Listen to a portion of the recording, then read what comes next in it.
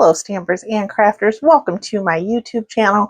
My name is Sarah McGuire from Sassy Paper Crafts. I'm an independent Stampin' Up! Demonstrator, and today's project is this one. This is episode 2 of the Use Your Stash video series. Today's episode is all about forgotten ink. So I'm going to be using 3 colors that I don't normally pull for cards that often. I'm going to be putting them together, and I'm going to show you how to make this card. So if you want to see how, please keep watching.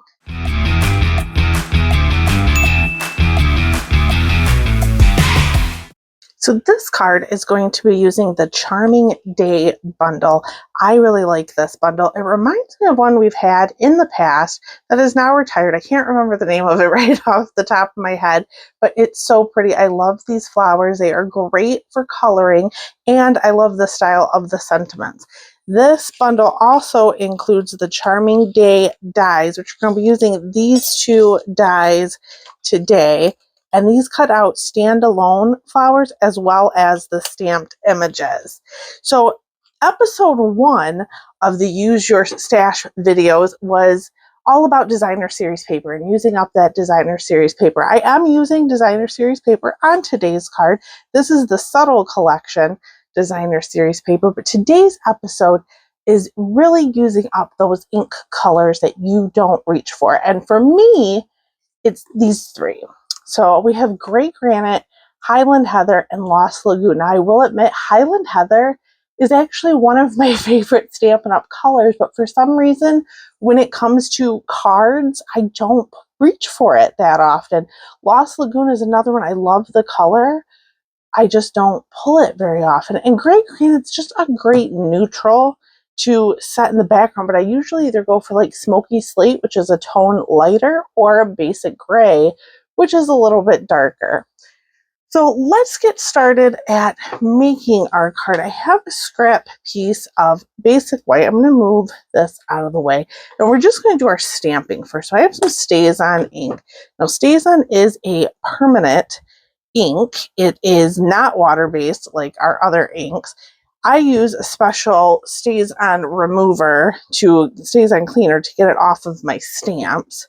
I know some people don't. I like to, just because I feel like it gets a better clean, but it's a very pretty black. Now I'm using the StazOn today because we're going to do a little watercolor painting, and oh, I gotta use my cleaner. And with watercolor, you don't want to use a water-based ink, because what's going to happen is as soon as the water hits it, it's going to run. Now normally I would use watercolor paper, which you totally can use. I'm not today, just because the watercolor is going to be so minimal that the regular paper is just fine. So we have our 3 colors here. I'm going to start with the Lost Lagoon. Now, in order to watercolor with this, I don't take my water painter and put it directly on the ink pad. What I like to do is just squeeze the ink pad, and you get a little pool of ink. We move our card out of the way. And these water painters are awesome. You can fill the barrel, you turn it, fill the barrel with water. You could fill it with rubbing alcohol, whatever solvent you'd like, and you just squeeze and the water comes out. So I like to do it this way. You also could just use a paintbrush if that's what you have. I'm going to be painting the leaves first with the Lost Lagoon. And I do like to let this dry a little bit before die cutting, only because due to the fact that the die cuts, like, I just don't want it to mess up. You could definitely die cut this first if you're worried about that, which I probably should have done, but it's okay. So I'm just going to, after I water paint all of the flower, I am going to let it dry just for a little bit before we die cut it. You can also speed up the process if you have a heat tool. Those work great at drying your watercolors. So we're done with the Lost Lagoon. So I just have a paper towel here, and I'm just going to wipe up the inside of the lid. You could just close it if you want. This is a water-based ink pad, so it's not going to hurt anything. I just like to clean it up. Next, we're going to be using the Highland Heather. I'm going to do the same thing and just squeeze a little bit. Oh my God, nothing. You could also do this with our reinkers. Just squeeze a few drops onto a clear block maybe, or the silicone craft mat, and use water. It's probably enough. We're not doing a lot with the Highland Heather. I'm also just going to clean my brush right on my paper towel.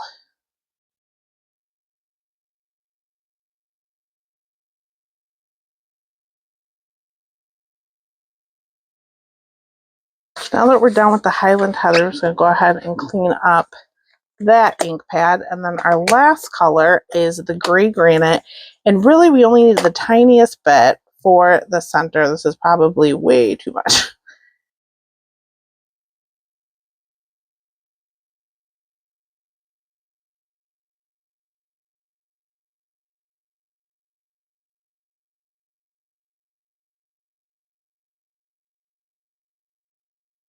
So that is it for the coloring. Now you could do multiple flowers if you're concerned about like wasting your ink or anything like that. And before I put away the gray granite, I'm going to stamp the sentiment. I have a square from the Stylish Shapes dies. That's what we're going to be layering everything on. And I just went with a simple hey. I'm going to ink that up in the gray granite, and just up in that right hand corner, we're going to stamp it.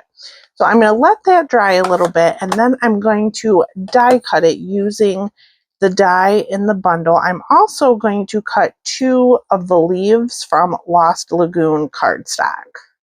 Everything is die cut. We are ready to put our card together.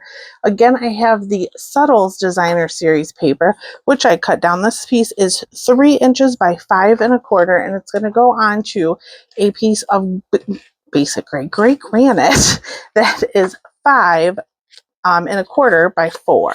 And I'm just going to line up the corner here. Now you can use liquid glue for this if you're worried about getting it perfect, but I'm not, so I just threw it down. This piece is 2 inches by 2 1/2.